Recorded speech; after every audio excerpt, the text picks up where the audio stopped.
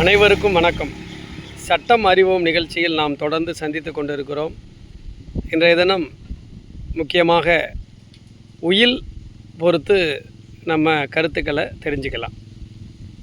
உயில் ஆவணம், வில் டீட் என்று சொல்வார்கள்.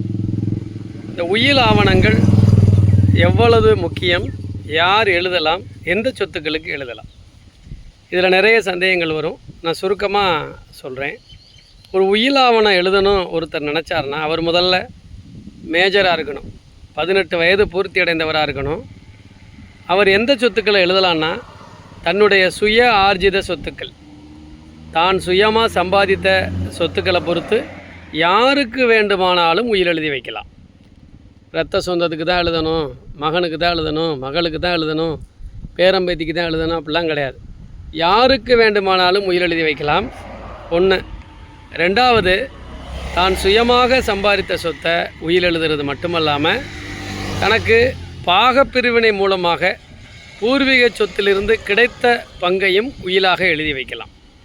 ஒரு பூர்வீக சொத்து 10 ஏக்கர் இருக்குது, அது 3 பேர் வாரிசுகள் என்றால் ஆளுக்கு 3 ஏக்கர் சொச்சம் கிடைக்கும். அந்த இவருக்கு கிடைக்க 3 ஏக்கர் சொச்சத்தை அவர் யாருக்கு வேணாலும் உயில் எழுதி வைக்கலாம். அந்த உயில் பத்திரத்தில் எனக்கு எப்படி இந்த சொத்து வந்துச்சுங்கிறத அவர் சொல்லணும். அடுத்ததாக, எனக்கு பூர்வீக சொத்துலேருந்து இவ்வளவு சொத்துக்கள் இக்காலத்தில் வரும்னு சொல்லி அந்த வரக்கூடிய பங்கையும் கூட முன்கூட்டியே உயிலாக எழுதி வைக்கலாம்.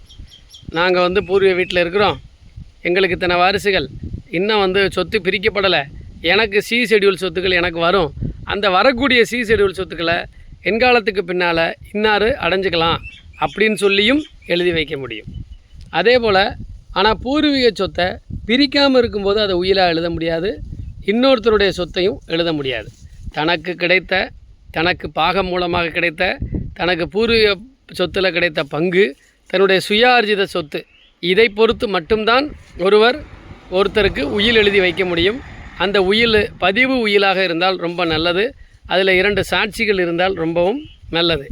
ஒருவேளை பதிவு செய்யப்பட முடியவில்லை என்று சொன்னால் கூட அவர் வீட்டிலிருந்து ஒரு வெள்ளை பேப்பர்லேயோ பச்சை பேப்பர்லேயோ கைப்பட எழுதி வைத்திருந்தாலும் அது செல்லும். கடைசியாக எழுதிய உயில் தான் செல்லும். ஒருவர் ஒரு பதிவு பத்திரத்தில் ஒரு உயில் எழுதி வச்சிருக்கிறாரு, பதிஞ்சிருக்கிறாரு. ஆனால் திடீர்னு அவருக்கு உடல்நிலை சரியில்லை. அந்த நேரத்தில் அவர் அந்த போய் அதை ரத்து பண்ண முடியலை. ஆனால் அதே நேரத்தில் அவர் வீட்டிலே இருந்து ஒரு உயில் எழுதி, நான் இப்போ தான் புதுசாக இது கடைசியாக எழுதியிருக்கிறேன், இதுக்கு முன்னாடி பதிவு செய்த உயில் செல்லாது, அதை ரத்து பண்ணிட்டேன், இந்த உயில் தான் ஊர்ஜத்துக்கு வரும்னு எழுதி வச்சிட்டார்னா அந்த கடைசியாக எழுதின உயில் தான் செல்லும். மற்றொரு சட்டப்பிரிவில் சந்திக்கலாம். நன்றி, வணக்கம்.